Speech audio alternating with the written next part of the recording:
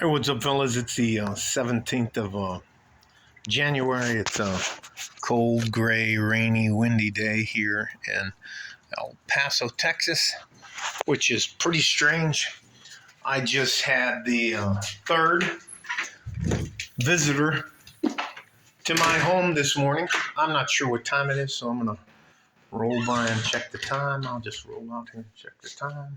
So about 10:30, the last person who was going to give me. Now, listen, I don't want you to get too excited, but they were going to pass on to me the opportunity of a lifetime.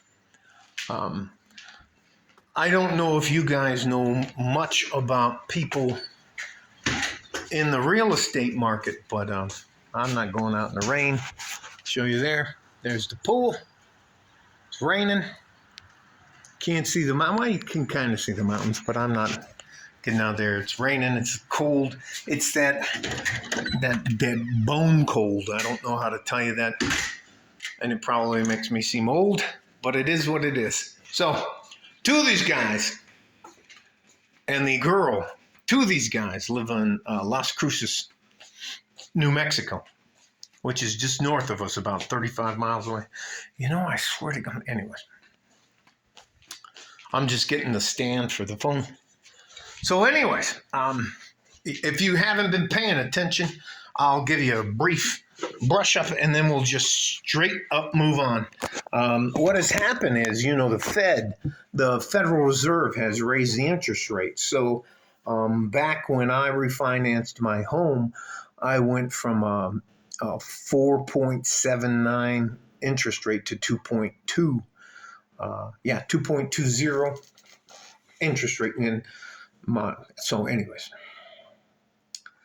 a lot of things that people have been getting into are like folks that aren't really that savvy, but have a pretty good chunk of change, which they extracted out of their home.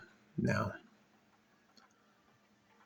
I owe way less on my home than the value of it is. So you can leverage that, which means I can borrow against the value of my home to obtain a loan for cash to use with whatever I want.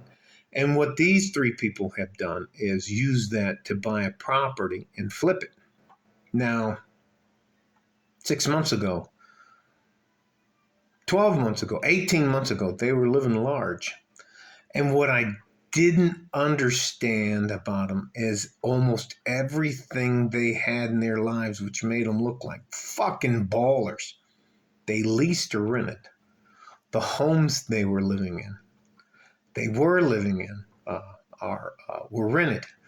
The cars that they were driving, I'm telling you, they were driving fucking G-Wagons and Lexuses and Acuras and just the fucking top of the line BMWs and all this kind of stuff. And their wife had a supercar and they had a car, or their girlfriend. But all that shit was leased. And the only way they were allowed to keep going is by using so what they do is they buy a house, they fix it up, and then they either rent it out or sell it for more than what it cost them to fix and buy. And that's called flipping. But that was okay when an interest on a loan was like 2%, 2.5%. But now it's like, I think what's the last HERLOC? That's a HERLOC is a loan where you use the value of your home to repair the home. I think the last time that they told me was like, it was like 10%. And that's, anyways. So they're all upside down. Their lives are falling apart. The lady from the east side took an Uber here. And I had to wait with her on the front porch until her Uber came to pick her up. And this is a lady that was rolling around in like a G-Wagon, like 130,000, but it was all rented. It was all leased. I'm sorry, leased. And the houses were rented. And up to her, all three of them wanted money from my wife and I. And I think, and she was like, look, I only need, and I'll do them one at a time. Look, this is a girl from East El Paso. I only need $125,000. Frank, I think I'm going to give you an opportunity of a lifetime to get in at the base level. And mind you, I've eaten out of garbage cans.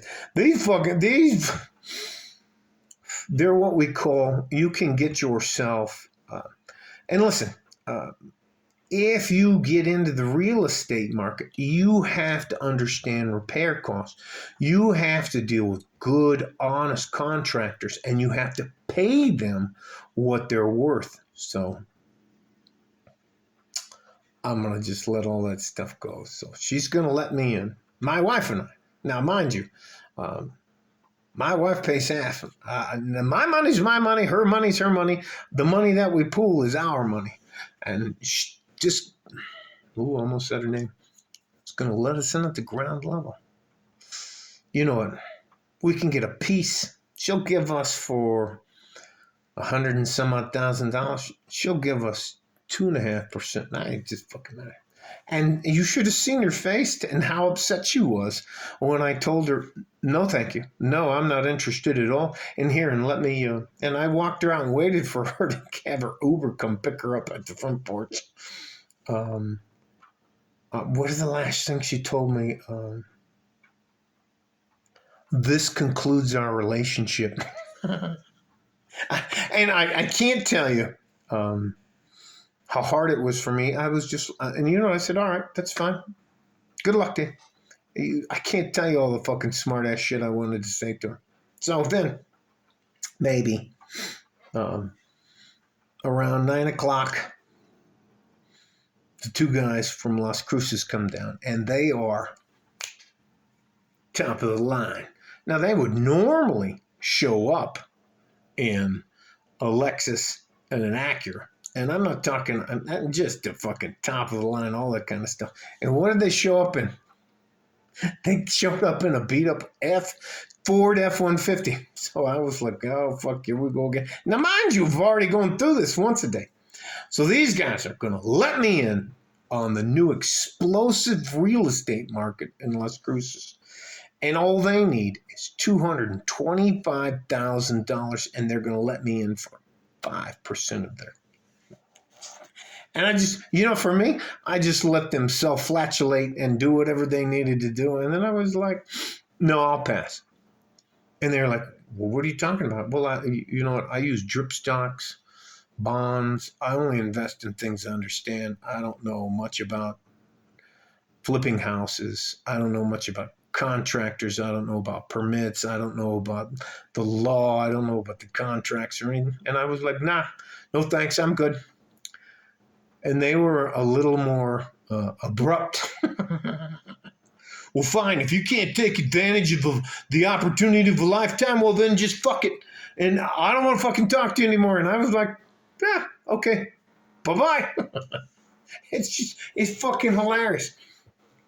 In order for you, and if you think I'm dumb about real estate and real estate investments, I'm not. But here's the thing for me. If you do things with real estate, yes, you can make money. When it's an upswing in home prices, when it's an upswing in property values. But if property values are steady or they're declining, you're going to lose your shirt. You're going to lose every fucking thing you have. And you're going to be on the hook for some fucking loans. So that's where they're at now. And I was that guy. Can't even tell you. Do you know what? Here's one of the things they made the most fun of me about. Our cars are all paid off. But what I always wanted was a sports car. And in 2017, I bought a Toyota 86. And it's got less than 20,000 miles on it. And they were just like, they're like, but look at them now. I'm telling you, you guys, promise me for the rest of this week, I'm going to talk about money and how you can get ahead little bits at a time through drip stocks, time, and compound interest. You know what? Do you know what they actually thought? They would wound. They weren't my friends. Somehow I would be wounded. These kind of people are going to always come and go in your life. When they're skyrocketing up, they don't want anything to do with you. If they invite you, it's like, yeah, there's the poor guy. There's the guy who, yeah, he's not really knowledgeable about money. But when they're on their way down, hey, buddy, how are you? So, anyways, it is what it is. I know I'm beating a dead horse. Love you guys. Stay safe and healthy. Take care of each other if you can. If you can't, take care of yourself. Hey, and to all you ballers who are choking on your investments, hate it for you. I'm there with you. Yeah, no, I'm not. Like a fart in a G-string from West Texas, El Paso. I'm out of here. Bye-bye.